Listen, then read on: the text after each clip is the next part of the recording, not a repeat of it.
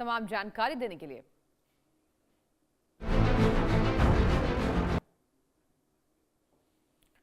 बड़ी खबर का रुख करेंगे। नासिक टीसीएस कांड से जुड़ी इस वक्त की बड़ी खबर आपकी टीवी स्क्रीन पर। एचआर एग्जीक्यूटिव निदा खान फरार है। एसआईटी टीम को निदा खान की तलाश है। धर्म परिवर्तन मामले में एसआईटी की जांच दर्शकों तेज हो गई है। तो देखिए, जैसे जिस तरीके से ये खबर सामने आई थी, धर्मांतरण मामले में एचआर एग्जीक्यूटिव निदा खान फरार नजर आ रही हैं और अब इसमें एसआईटी टीम जो है वो निदा खान की तलाश कर रही है कि आखिर वो अचानक से कहां फरार हुई, कौन से शहर में उन्होंने कुछ किया, कहां जाकर वो छिपी हैं।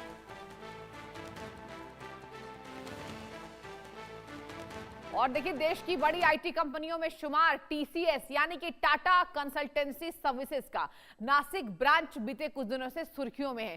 टीसीएस नासिक के ब्रांच में काम करने वाले कुछ कर्मियों ने साथ में काम करने वाले कुछ सहकर्मियों में यौन शोषण, ध्यान से सुनिएगा, और धर्मांतरण के गंभीर आरोप लगाए हैं। इस मामले के सामने आने के बाद से पुलिस ने 7 आरोपियों को गिरफ्तार कर जांच शुरू कर दी है और इसी बीच अब इस मामले में टीसीएस ने बड़ा एक्शन ले लिया है। टीसीएस ने सभी 7 कर्मियों को जांच पूरी होने तक सस्पेंड कर दिया है। मुख्य साजिशकर्ता निदा खान की तस्वीर भी सामने आ गई है, लेकिन फिलहाल वह पुलिस की गिरफ्त से बाहर है। एक रिपोर्ट देखिए।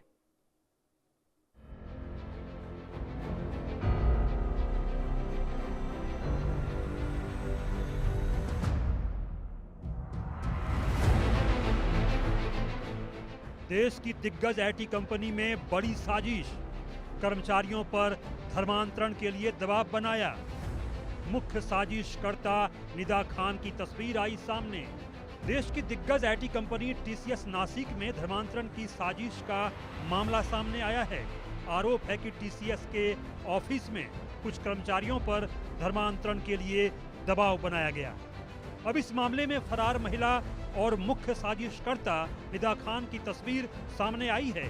फरार मुख्य साजिशकर्ता निदा खान की तलाश तेज होने के साथ ही नासिक पुलिस की 2 टीमें भिवंडी और मुंबई भेजी गई हैं।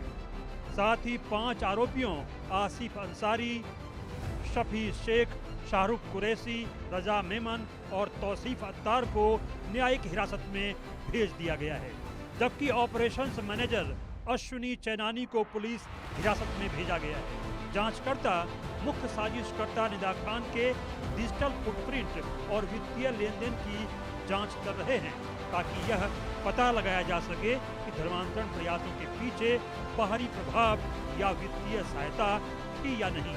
पुलिस नासिक स्थित कंपनी के कर्मचारियों से पूछताछ भी कर रही है ताकि यह मालूम चल सके कि क्या अन्य कर्मचारियों को भी निशाना बनाया गया था या क्या उत्पीड़न की घटनाएं शुरुआती शिकायतकर्ताओं तक ही सीमित थी।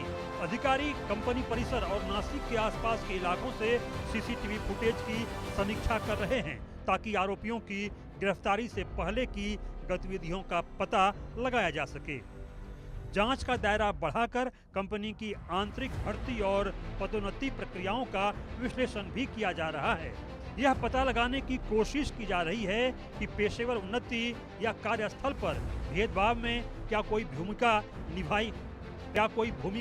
निभाई गई या फिर नहीं। तकनीकी विशेषज्ञ न्यायिक हिरासत में मौजूद 5 आरोपियों के जब्त किए गए मोबाइल फोन से हटाए गए संदेशों और कॉल लॉग को फिर से प्राप्त करने की कोशिश कर रहे हैं। पुलिस ने अब तक इस मामले में 7 लोगों को गिरफ्तार किया है, जिनमें कंपनी की एक महिला एचआर मैनेजर भी शामिल है। एक महिला आरोपी निदा खान अभी फरार है। यहाँ 8 कर्मचारियों के खिलाफ यौन शोषण और धर्मांतरण का मामला सामने आया है। कंपनी ने भी इस मामले में सभी 8 आरोपी कर्मचारियों को निलंबित कर दिया है। पूरा मामला समझिए। टीसीएस में काम करने वाली 8 महिला कर्मचारियों ने शिकायत की। यौन शोषण और धर्मांतरण का दबाव डालने की कोशिश का आरोप। इन महिला कर्मचारियों ने कहा कि मुस्लिम कर्मचारियों ने नौकरी के ऑफर देकर उन्हें लुभाने की कोशिश की। महिला कर्मचारियों की शिकायत पर एसआईटी का गठन किया गया। अब तक 7 कर्मचारियों को गिरफ्तार किया जा चुका है। मामले की मास्टरमाइंड निदा खान फरार बताई जा रही है। इस मामले में राज्य के अलग अलग थानों में कई प्राथमिकी दर्ज की गई है, जिनमें एक दुष्कर्म का मामला भी शामिल है। नासिक के देवलाली थाना क्षेत्र में 2 आरोपियों के खिलाफ दुष्कर्म, छेड़छाड़ और उत्पीड़न का मामला दर्ज है। पीड़ित महिलाओं की उम्र 18 से 25 वर्ष के बीच बताई जा रही है।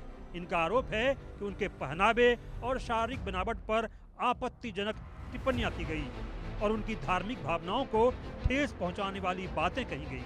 कुछ मीडिया रिपोर्ट्स के अनुसार आरोपियों ने महिलाओं को उनके व्यक्तिगत और वैवाहिक समस्याओं का फायदा उठाकर निशाना बनाया।